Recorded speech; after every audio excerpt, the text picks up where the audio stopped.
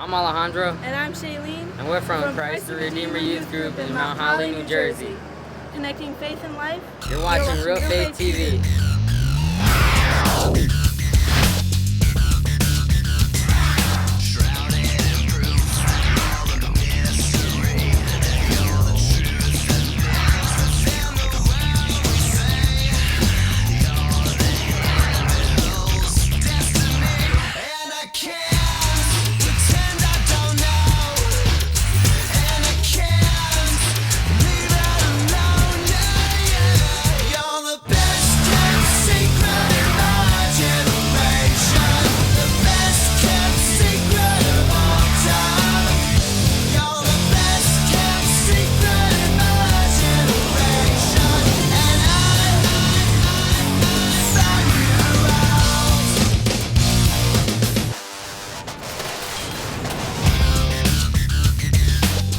God calls on everybody, but then everybody doesn't understand like him calling. God can use a crisis in your life as a call for you. You could be going through a tough time and he could just ask you to do something, and maybe you don't want to, or maybe you don't understand why, but maybe he wants you to do it so it can help. Maybe it helps you out of that hard time in your life.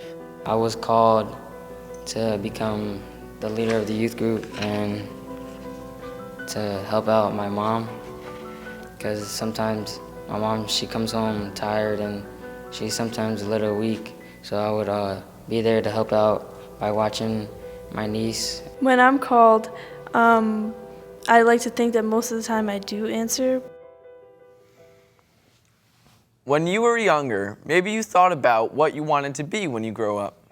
You might have wanted to be a doctor or a firefighter or a superhero. Whatever the case was, you probably wanted to do something great. Each of us wants to do something special with our lives, and this is a good thing. God designed us that way. God placed those desires in our hearts because He wants us to fulfill them. We're all unique individuals. No two of us are the same. And this is a great reminder that God has a unique path set for each one of us. And calls us to live out that plan in different ways. Following your call, that's what we'll be talking about today. Hi everyone, I'm Nick. And I'm Carolee. And this is Real Faith TV. First, we'd like to thank the members of Christ Redeemer Youth Group from Mount Holly, New Jersey, for helping us open the show today and sharing how God calls each of them. In a few minutes, we'll meet our spotlight guest, Tom Lanza, who will soon be entering the seminary to pursue his studies for the priesthood. But first, let's meet our studio guests and see what God is calling them to do. Okay, they are Christian, Alex, Jess, Juliana, Joe, and Mike. Is it easy for you guys to discover what God's calling you to do? I don't think it's very easy because there's many people like saying that you should do something that you think you know yourself that you really wouldn't want to do. So I think there's a lot of like noise coming from other people and like your peers and your family that are like pushing you off the path that you know that you can pursue. Right. It's like my aunt always tells me, Nick, you're going to be a vet. You'll make a great vet. I'm like, I have a dog, but don't really want to be a vet. So yeah, people tell you all the time that you're going to do this and it's not something you really want to do. With people telling you what to do or what you should do, I think you have to know who you are yourself, confidence-wise. You need to know what you enjoy doing, and then I think it's easier to take in advice from people. Yeah, exactly. I think that we do more of the talking sometimes, and I think we need to listen more. It's hard for us to hear God's call if we're making most of that noise. I totally get that, because a lot of the time, like the two of you said, that your parents or your friends or your family are telling you one thing, and a lot of the time we do not want to listen to them. Exactly. I don't. And so I get it, but I think that it's important that we do listen to them and don't do all the talking. We are all called to do something special. God knows each of us intimately and has a plan for our lives. It's written in Jeremiah chapter 1 that God said, "Before I formed you in the womb, I knew you." Many times when we think about answering God's call, we think about our vocation. Your vocation is the way that you can best love God and grow in holiness. It's not like a career as in what you do. It's a defining characteristic of who you are. God calls some people to serve him in the priesthood and religious life. Through these vocations and through a vow to celibacy, these individuals dedicate their lives to God And have a special position of serving the people of the church. Our spotlight guest, Tom, is considering a vocation to the priesthood. Let's go to him now as he shares with us how from an early age he was called to serve as a priest. And how going through the process of discernment has given him clarity on choosing to follow his calling. My calling to the priesthood began when I was about 8 years old.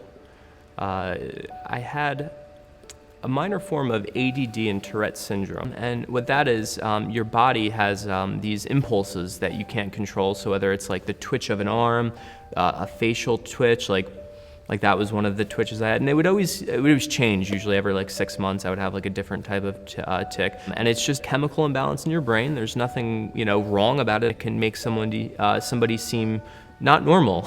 And it was definitely a challenge in my life as I was younger. It really made it difficult for me to socialize. And that was really when I started really relying heavily on my faith and really leaning on God. I started really praying a lot and going to, obviously continuing to go to church on Sundays. Over the next 3 years, I really didn't have many friends. I had 0 friends actually, and I prayed that God would help me kind of overcome these challenges. And I almost think my prayers were answered in a way. I grew taller. I stopped having these tics. I fit in more. I think that having challenges, real challenges, not having a friend for 3 years is something that's very difficult to do, but it's something that really helps you, think about who you are, what you value. Relying on God to kind of help me through that really helped. And the church just happened to be a big part of my life at that time. Did I know then that was a moment that I might want to become a priest?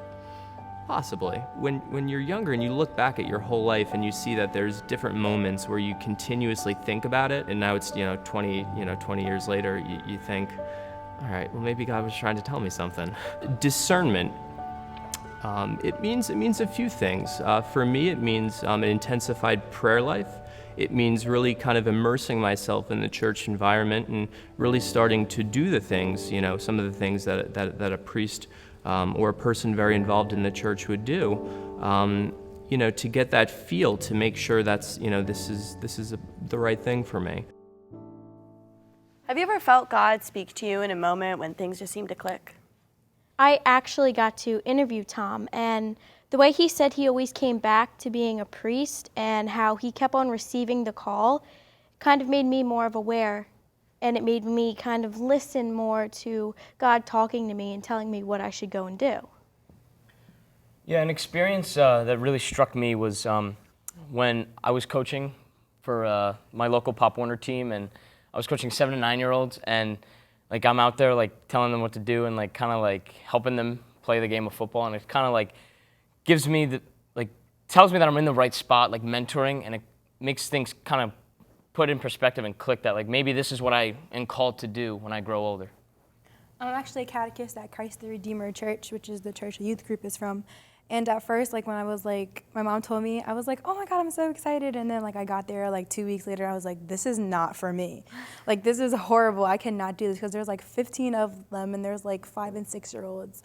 So then after a while, I taught them their prayers and I taught them what they needed to know. And it finally clicked, this is what I should do. I should work with kids in the church and stuff like that, because it felt good that I taught them their prayers. They knew their prayers, and then at the end of the year, they were like, no, I don't want to leave you, because I told them they were going to my mom. So it felt right, and I felt like God was there, and he was leading me. This past Good Friday, I went to the service at my church, and I was sitting most of the Mass, and I looked behind me, and I saw these 2 ladies, and one of them was autistic, just standing. So I felt really bad, and I thought maybe I should do something about it. So I said, Mom, is it okay if I give them our seats? And she said, yeah, of course. So I went up to them, and I asked, and they were like, oh, okay. They felt bad at first, and then they realized that they needed it more than me.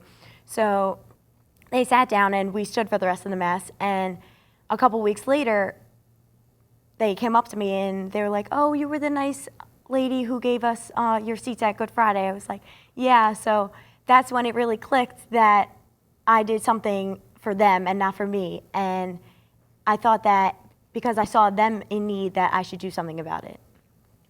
Yeah, like I'm an altar server at my church, and at first, I really wasn't that inclined to do it because it was the earliest mass, and I didn't really want to wake up that early. But so I started doing it, and at first, I thought the main benefit was like getting the pat on the back, like nice job, you did a very good job at mass today. And then it clicked, and I realized the main benefit was not that pat on the back. The main benefit was being drawn closer to God and being drawn more into the church. And now I'm a lecturer there, and I just feel closer to God now. So how can we hear God's voice in our lives? According to Matthew chapter 7, Jesus says, "To seek and you will find." So we need to be on the lookout, taking up the search, but we're not alone. We need to ask God to show us His will and pray every day, asking God to show us what He wants us to do that day. Come to Him when you feel like you don't really know which way you go, and to feel confused, or when you just feel mediocre and need to remember how special you are. Staying near to God through confession and the Eucharist will strengthen your relationship with Him and help you to hear His voice more clearly. Try to say yes to the little things, and it'll help you say yes to the big things. Sometimes God speaks to us through those small things. He might present us with an opportunity to help someone or to sacrifice something. And those experiences help to keep Him in the front of our minds and present in our hearts. Let's go back to Tom. He'll share how his experiences in the business world left him feeling incomplete. And how, with the help of a priest at his local parish, he was able to realize that he was called to do something else with his life.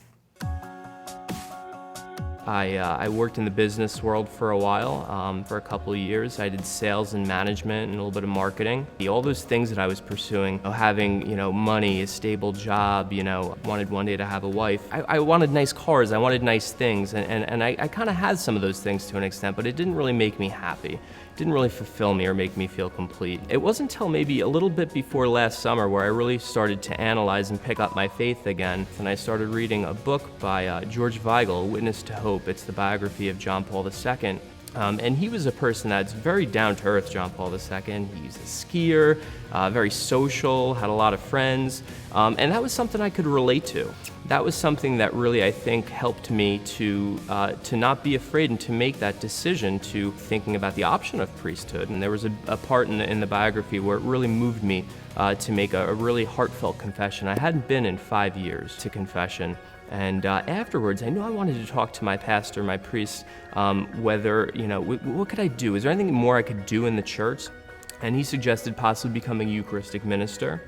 And he asked me, he was like, do you think it's anything more than that? And I said, I don't know. Let's start here. And then about a week later, I started attending morning mass.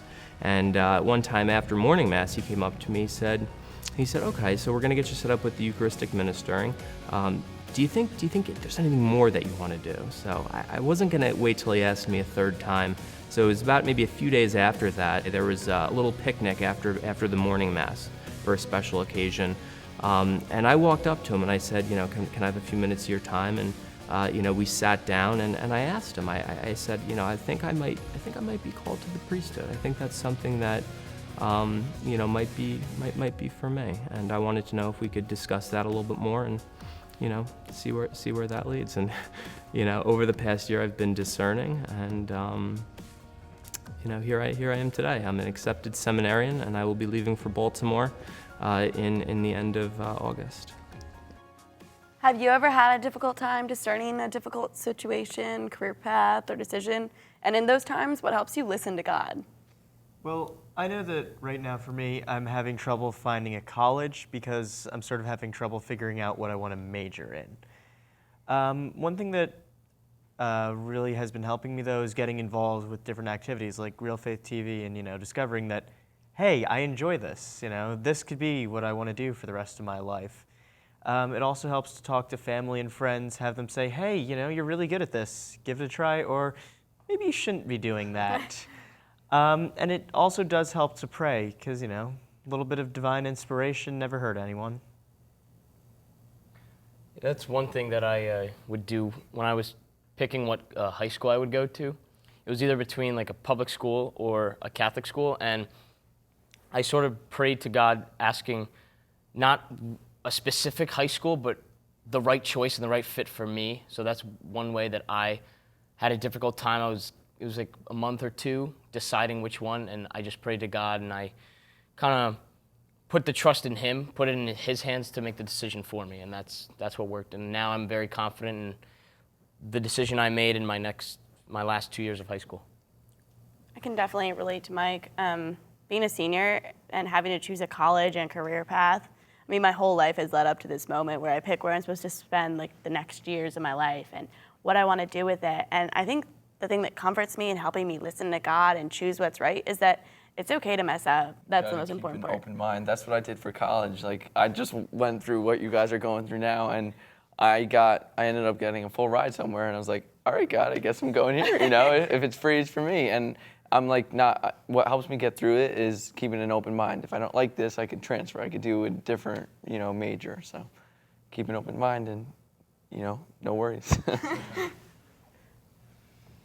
When we are making a decision, it is important to carefully discern so that we just don't jump in blindly. We need to think about the options before and how we feel about each. What are the pros and cons? Is it leading me into sin or temptation? What will lead me closer to God? Try to see everything clearly and objectively without letting your emotions get in the way. The right decision might not come right away and may take contemplation over an extended period of time. We'll know when we make the right decision when we feel most at peace with the situation. We really do need to keep praying and praying about it, to ask God to make his will known. Next, let's go back to Tom, where he discusses how he discovered his calling to help others. And how the different ministries that he's involved in are preparing him for a religious life. Through reading scripture and through reading the Bible and connecting, on different levels with different types of people, I feel like I'm personally called to help others and to help guide others to make good decisions. And that's a lot of what a priest does in terms of ministering to the community. So over the past year, I've been doing some volunteer work at St. Peter's Hospital in New Brunswick, which has been phenomenal, very fulfilling. I've been working a little bit in the prison ministry. I've been corresponding with some prisoners, and that's going very, very well. I'm a Eucharistic minister, both at the hospital and both at my church. And I recently we have a house of discernment in Highland Park, New Jersey, that allows other seminarians and priests to live there, to live in community, to kind of nurture a healthy prayer life, and to further pursue that question, is God really calling me to be a priest?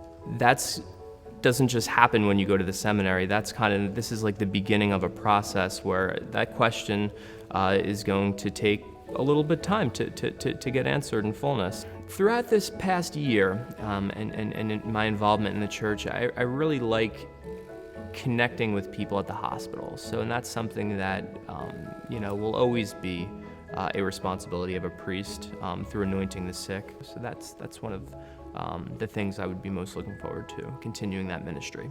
To enter the seminary and to potentially one day become a Catholic priest, that's something really special. For me, I just take a deep breath and say, can I get through today? What can I get through the next hour? And I think really looking at things in the long term is a very scary and probably not the wisest way to go about it. So for me, overcoming any sort of doubt or fear, if you will, I try to take each day at a time and get through each day and do the best I can. So what kind of fears or obstacles have kept you from saying yes to God's plan? And have you fought those obstacles? Well, I've always wanted to be a doctor, a pediatrician in particular. And I wanted to, when I began thinking about becoming a pediatrician, wanted to be a pediatrician on the military base. And people were telling me that I'd have to go through boot camp. And I thought, oh, I'm not going to survive that. I was afraid, I'm afraid to go through that. And so then I wanted to just be a regular pediatrician in a regular doctor's office, and then people were telling me that I have to work in the hospital as separate hours or something like that. And I was like, I don't want to see people. No, I don't want to see blood. I want to be a regular pediatrician for little kids, So that scared me, but I still want to be one. So that's not going to change my view on it. And how do you overcome that type of fear?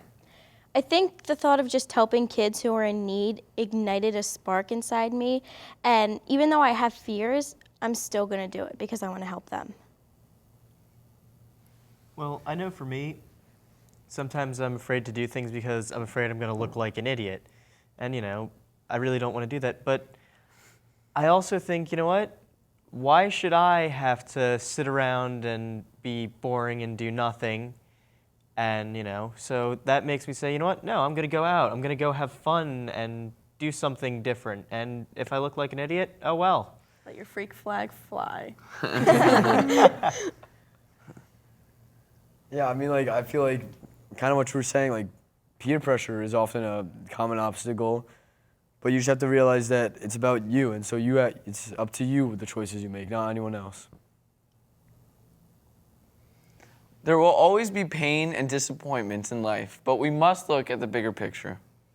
Even when we have greatly discerned a decision and feel called to do something, we may still feel hesitant to take the final step to say yes. But God reminds us in Isaiah chapter 41, For I am the Lord, your God, who grasps your right hand. it is I who say to you, do not fear, I will help you. We can't predict the future. But we can move ahead knowing that God is always beside us. All we have to do is ask for his help. Finally, our spotlight guest, Tom Lanza, shares how the story of St. John Paul II and other modern saints have inspired him in his vocation. John Paul II, through his biography, he was just such a motivational person, and his famous "Be Not Afraid" really gave me the courage to begin this process where I am today. Throughout my discernment, I read a few different biographies. I read a biography on St. Padre Pio, which is a fantastic, I think, example of a Catholic saint, and he bore the stigmata on his hands, and he was a relative 20th century saint. And Mother Teresa, I read her biography, and her story was just so moving. It was called A Simple Plan. And the way she conducted her life and how she didn't really care what others thought. She was going to be a Catholic nun. She was going to go out and help the poorest of the poor. And there's a quote I'd like to share with you. People are often unreasonable, irrational, and self-centered. Forgive them anyway. If you are kind, people may accuse you of selfish, ulterior motives. Be kind anyway.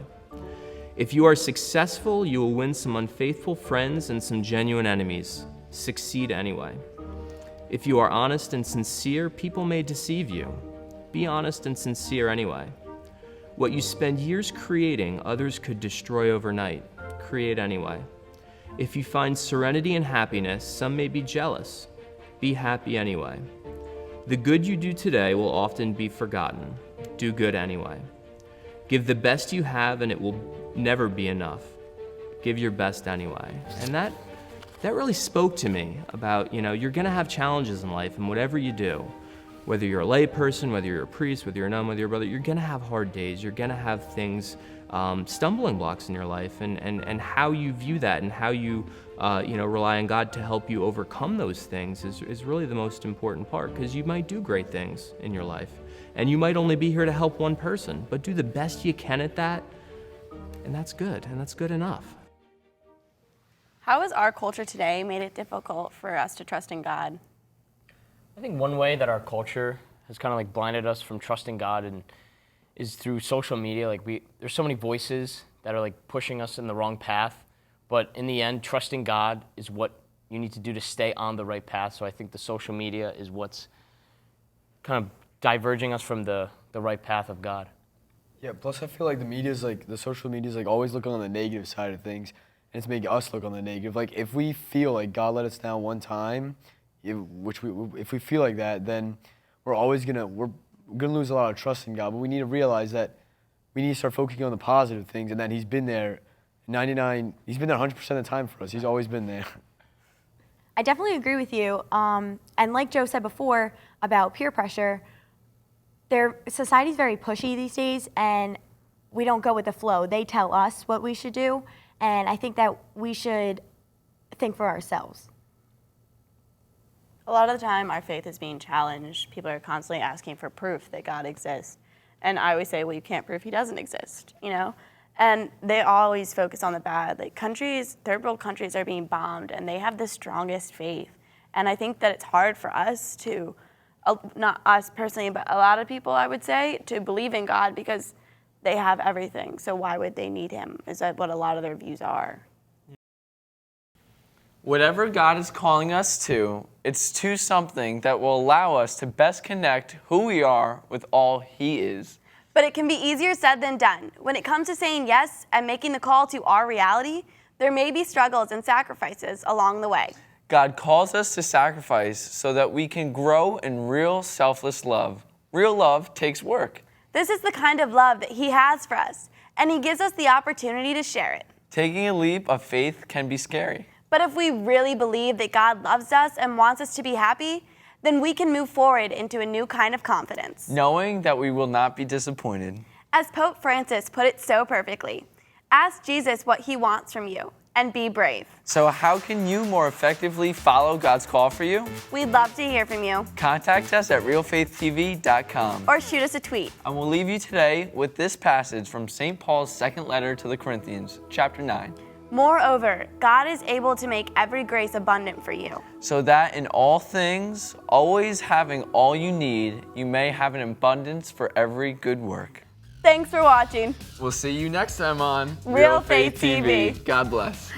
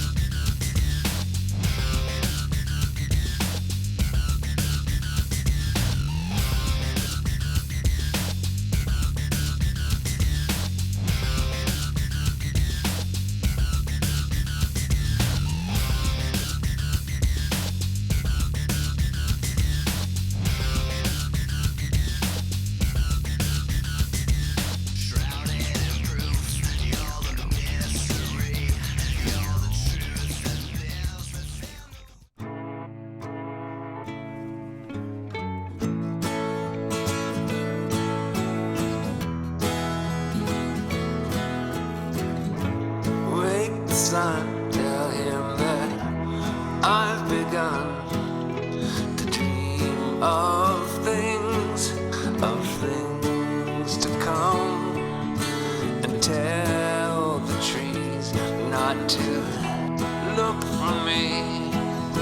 I'm going to find some peace of mind.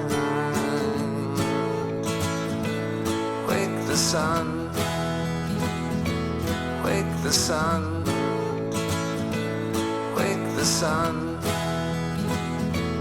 wake the sun.